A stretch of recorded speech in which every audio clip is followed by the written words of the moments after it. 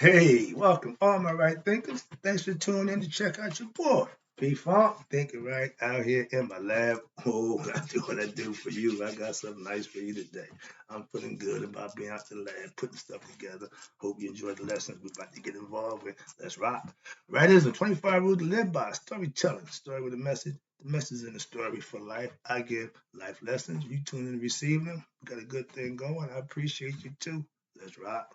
Right Thinker's mission, and I'm on it, is to enlighten, inspire, educate, and motivate you, the individual, to a higher spiritual level of enlightenment. Right Thinker's way of life, through mental and spiritual disciplines daily, will help and guide you to attain your goal of reaching spiritual enlightenment, aka know thyself. That's my mission. At the Right Thinker Philosophy Master, I want all my right thinkers to do just that. Know thyself. That's my lessons are geared for to do just that for you, to help you along the way. Let's go. Question. Do you know you? If you got a problem with knowing thyself, I'm the man to help you with that. That's what I do for you. A person who knows not and knows not that they know not is foolish. Disregard them. A person who knows not and knows that they know not is simple. You teach them. That's what I do. What I do for you. Stay tuned. I got you. I appreciate you too. A person who knows not and believe that they know, dangerous. Avoid them. I do. A person who knows but knows not that they know is spiritually asleep. I can awaken them. I'm a spiritual alarm clock here to wake you up with knowledge of self. A person who knows and knows that they know is wise. Follow them. All these persons reside in you. Right? Think to know thyself. And to my eye, be true. I'm back in the book, but I got my own again. I'm tag teaming again. I'm back here with my girl. But today we're gonna talk about the path of wisdom to immortality and enlightenment. This is the goal. It's called the Netarian Great Truths. Is four of those. Then you got the four spiritual disciplines and the three steps that you can use to make that happen. So today's lesson is going to be a little intricate. Hope you're ready for it. Put your seatbelt on, put your thinking cap on, and pay attention. Let's go. First of all, we got the first great truth. It says, Pa netter u a neberger im neteru. That means the netter, the supreme being, is one and alone, and as neberger, manifested everywhere and in all things in the form of gods and goddesses, aspects of nature. First of all, that's what you're starting with. Okay. Neberger means all-encompassing divinity, the one, the all-inclusive, the all-embracing spirit which pervades all and who is ultimate essence of all. That's the spirit that's in all of us. We've been knowing that, so that's the concept. The first truth, okay, we got truth that you live by, unifies all the expressions of Commission religion. We had our beliefs, and this is them. Let's go. Then you got An Mayat Swa Saul Set Es Kun. That means lack of righteousness brings what? Fetters. That's my favorite word because a lot of people, what's that? It means self-inflicted problems. That's what it means, okay? And bringing fetters to what? Your personality, and these fetters lead to what? Ignorance of the divine. The more ignorant you act, the further away you're getting from being like a godly person. Knowledge yourself helps you become spiritually inclined and you start acting a certain way. Change your lifestyle. That's the whole purpose. When you're ignorant, you're going to act a certain way. When you're enlightened, you act a certain way. You do better if you knew better. That's the creed, okay? When a human being acts in ways that's contradict, I just try to explain it to you, the natural order of nature, negative qualities of the mind will develop within that person. Again, ignorance, your personality. These are the afflictions of, here you go, my boy, Set. Set is not chaos. Set is not evil. Set is just your ego that's inside you that you have to identify with because he's very reckless. He's going to do what he's going to do. That's why he needs to be controlled, so to speak. He's at the beastly nature. Set is the netteru, watch this, of egoism and selflessness. That means you, the epitome of egoistic and selfishness is the ego. And a lot of us don't understand that. Watch this. Now, the afflictions of Set, watch what they include: anger, hatred, greed, lust, jealousy, envy, gluttony, dishonesty, hypocrisy, lying, etc. So to be free from the fetters, these qualities that you can take care of within your personal self, in which I try to tell you, once you master these things, you will become a different dude or female, but you'll become a different person. Why? Because you don't act like that. It shows. Watch this. And you to free yourself from the fetters or the Setinian acts, one must what? Be free from the afflictions of Set, your ego. If you're ego driven, you are that kind of person. That's what they're trying to explain to you. Okay. Moving on. Now, next one it says Usha, Uashu, Nafu, in Sau Set. That means I know speak a different language, but let me break it down for you. Devotion to the divine leads to freedom from the fetters of self. I just try to bring it to you. If you're living right, you're getting closer to God. Doing the right thing on a daily basis, oh, he's going to embrace that. If you're wilding out on an ignorant basis, sneaky, deceitful, lying, he's not going to embrace that. He rebels that. He goes against that. And that's why is it that he destroyed Sodom and Gomorrah for those acts? And now we putting those same acts into law and protection and the way of life. I'll get to that next time, but just want to throw that out there. But liberation, or I said to be liberated, food means freedom, to breathe, exhale, so to speak, to relax. From the afflictions of Set, one must be devoted to the divine. I'm spiritual. I'm not religious. Me being spiritual means I'm devoted to the divine. That's the difference. Religious means I'm following Christ. I'm following the dogma. I don't do that. The only difference. Now, being devoted to the divine means what? Here you go. Live in Maya. It's right there in the book. That's what I'm telling you. Maya is a way of life. I keep trying to tell you that. That is what? How to purify it of the heart. And the beneficial for what? Society, as it promotes what? Virtue and order. Living by Maya means practicing Shedy. Shedy is the new word you got to understand. It means study profoundly. That means to get the esoteric meaning of what it is you're learning. Shita means hidden divinity. So you need to study the hidden divinity intensely, profoundly. That's the point. And spiritual practices of spiritual disciplines, I live by them. I teach them. I learn them. But more importantly, I live by them. And when you start doing that, things will change for you. I guarantee. Moving on. Now, Uasha means devotion to the classic pose and adoring divine. It's called Dua. Masonic brothers, sign of astonishment. Okay. I know where it comes from now. I didn't know then. They told me that because at high noon, if you're going to look at that pyramid, which is coated with that white limestone, when that sun hit that gold top, when the sun hit it, you got to shield your eyes. That makes sense. I went with that and I understood it. Now I just know better. Ari Shedy. Shedy again. Action. You study profoundly about the actions of yourself. Ab M. Makaru. The practice of Shedy disciplines leads to what? Knowing oneself and the divine. This is called being true of speech. Speak from the heart. Makaru. These are all things that you can practice. You learn them, you implement them, you listen, you reflect, you meditate, and then you implement. That's how it's done. That's called manifestation of a thought that you just got and made something out of it. Why? That's how it's done. Last one.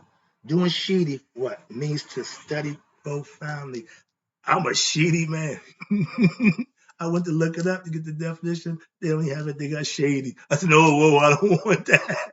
Shedy, Shedy, means to study profoundly. Shita means to study the what? Esoteric meaning of whatever it is you're learning. Okay, I give esoteric teachers. Why? I don't need the exoteric. You got that already. I don't need to get that. That's a waste of my time. But you need to get the hidden meaning. You really study to show yourself approved. That's why I study daily, to be approved by my higher self. Watch this. They have been several practices designed by who? Sages of ancient Kemet to what? Facilitate The process of what? Self-knowledge. That's what I teach. That's what I learn. That's what I master. That's what I know. These are religious, that's this. These are the religious she taught traditions and semi-Tawi yogic disciplines related to them that augment the spiritual practices when you study profoundly and you study the hidden mysteries and secrets. That's Shedy, and that's right thinking philosophy. That's what you do, and then you live it, aka Maya. Now let's get over here to my concept. The four disciplines are Greek Shedy, that means wisdom. Ari Shedy, that means righteous action and selfless service, right thinking philosophy. Then you got Ushat Shedy, that means devotion, and Uwa Shedy means meditation. These are the four things you can do. The first one we're going to start with is listening. Raki Shedy, it means listening to the wisdom of the Netarian traditions. Then there's 6 of them. I'm gonna lay them out for you. I'm gonna break it down for you because I got a chapter for everyone. I had their own chapter, so they got their own gods, their own philosophical concepts. Watch this. Start with Shedy. Listening. There's 6 of them. Shita Asar. That means you're going to teachings of the Asarian tradition. You're going to learn the hidden messages of the story. The mythological story has hidden messages. This language that we speak to. That's why you read, you listen, you learn, and then you can implement. Next one, Shita Anu. They teach the Ra tradition. God is Ra. Okay. The Asarian teaches the Asarian myth, Asar, Aset, and Haru. All of them have philosophical concepts that they teach, and every area had their own concepts, and they use them. Shita Menifer, aka Waset, excuse me. No, Shita Menifer teachings what was what Ptah. They taught Ptah, Sekhmet, and Nefertim. The same Trinity. Okay, now you're doing Shita Waset with Thebes. They teach Amun, Mut, and their son Consort. See, everybody had a god, a consort, and an offspring, and all the offsprings was male. Okay, so Masons, all Masons are men. Why? Because they're the widow's son. Our father, I'm one, passed on. That makes you the widow's son. Okay, it's conceptually. They all had it figured out. And then you got Shita Netright. I just gave you the lesson. I'm about to give you a lesson about the goddess Net. Okay, they practice the goddess tradition. I'm telling all you guys, ancient times was a matriarchal society. Women ran the show. You can't be a king on the throne without a queen. A queen gets on the throne without a king. It's the same. So it's all female orientated from the ancients. They had reverence and respect for the female, not like we do today. Man thinks all about him. That's ego. See, we run about egoistic society. That's another lesson. Shita Atum. Atum is God. I mean, Atum is the sun. The tradition of Atum was by Akhenaten. He was Thutmose the fourth. He was the grandfather, I think, of a Tutankhamun, but he was the one they call him the heretic king. Why? Because he broke everything down to just worshiping the sun. He didn't go to all the gods. So there was when he was in control, he built his own town, owned everything, changed everything. But he's the one that expressed himself. Usually you see the king, the pharaoh was always robust. He was like a little feminine, little, he got a wife, so he got a kid, so he just wasn't the type of dude. Okay, he's an ancient metrosexual. He's a little one, the other side. But I ain't got a problem with that. Again, I ain't saying he gay. I'm just saying he has some feminine ways. Okay, but his idea was he was a sage. He was a high priest. He knew things and he did it his way. Last 19 years, when he got out, and all the faces that you see, the nose knocked off, he's the one for that. He told all his followers, bust up all the other gods. Only one he respected was the sun. That was a tune. I get to that lesson next. But you got Ari Shedy. That means studying again intensely. Ari Maya Shedy. It means righteous actions, purifying the gross impurities of your heart, doing what's right. It just makes you feel good. My mother said all her life, just doing what's right always made her feel good. And if she ever did something deceitful, sneaking, underhanded, she didn't feel good. So she already was checking herself. Okay, That's why you got that spirituality without even having knowledge of it. So you can do it and not even know it. Why? Because the Kundalini activated by just you living and doing right. To make a difference, what you know and how you know is what you do. Okay, moving on. Now you got Mayat Shedy. It's three kinds. Mayat Shedy, true study of the ways of the hidden nature or netter.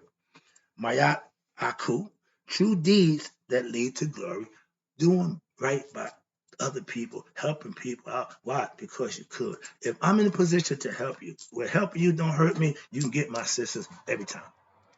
When it becomes complicated, now I'm gonna start questioning who you are, what you are to me. If I want to go that distance as a mason, we have what we call a cable tow. If the length of my cable tow, that means you on the other end. If you start to choke me, I'm gonna cut you loose. Simple. So that's the concept. I'm a Mason. I live by that concept too. Okay, I'll help you with like no hurt, harm, or danger. You got it. But I gotta start evaluating. Is it gonna cause me a problem? It's gonna cause danger to my family, harm to my kinfolk. So yeah, being smart. That's all. The last one, Maya Aru, true ritual. My ritual, prayer, meditation. Have my little conversation. That's my ritual. I got my little stuff over there. I got a little spot. So everybody, whatever you do behind closed doors, that's your choice and that's your right. That's what I'm saying. I ain't got to bring you into my personal stuff, but moving on. I'm just giving you lessons, understanding this is what I live, how I did. The next set, we dealing with rituals now. Shedy is pretty much based on the rituals, okay? The next one is Shedy. That means devotion to the divine. Again, that's what I do. And what? That's purify your emotional impurities of the heart. Stop holding beef. Stop having all that good stuff. You got to practice that. I had to talk it. I had to walk it. I'm practicing it myself. Moving on. Now, this is Shema. Shmai. That means divine music. Music soothes the savage beast. That means it's universal.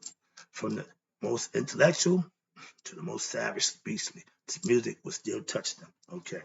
Semi-paut, here you go. Meditation in motion. Semi means to unite, to bring together. Meditating emotion means I do intricate meditation. I stay in God mode. I stay in God consciousness. That means all my actions is God centered, based around where is it going to be good in God's sight. We're doing this is just the right thing to do. So when you live in that mindset, that's walking in the grace of God. You're doing spiritual discipline. I'm enacting all my knowledge and understanding of what's right and what's wrong. And when you do what's right, you will be rewarded. Just like the kid, they go to school, they do what's good, they come home, everything happy, you reward them. They come home and back, you got to punish them. So it don't change. And it's easier when you do it early, people. If you discipline your children early, you don't have to discipline them late. Why? Because they get the message. Trust me, it works better that way. I would rather spank the little butt while it's little than try to fight with a 14, 15-year-old man who got his ego all up in their face. So trust me, parents, don't do that to yourself. Moving on. I've got less about that too. Last one is called UAA Shedy. That means Netter Shedy. Meditating, experiencing what? The transcendental supreme self. When you go into meditation, I'm letting God download into me. When I'm in prayer, I'm talking and get my point across. But the meditation part is you're the receiver, you're the listener. That's what's important about meditation. I hear people say, I don't get nothing out of it. Because you ain't putting nothing into it. Free your mind, your body will follow.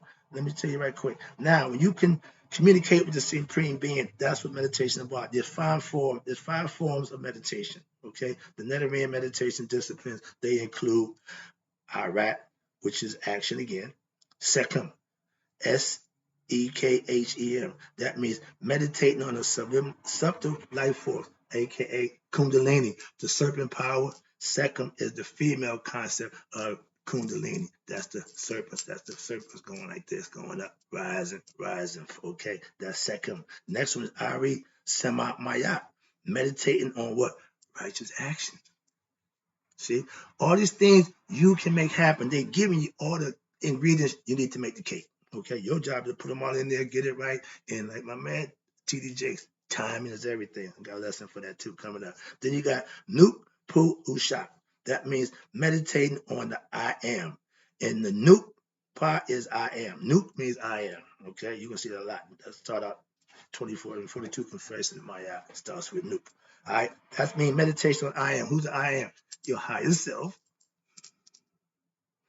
Nuke Pa Aku. That means meditating on the glorious light. I got that book too. That means as a meditator, I go into a meditative state and I respect my higher self while I'm in that state of mind to become a better person towards what? The glorious light. That's the light that's inside you. That's from higher self. Last one, REKH, R-E-K-H, excuse me. Kim, meditating on what? The wisdom teachings. Obtaining knowledge and not employing it and not using it and not sharing it is a waste of time. I'm not a knowledge hoarder. I'm a knowledge sharer, but I obtain it so I can do that, share it. I teach it. Hope you enjoyed the lesson. I got more. I'll be back.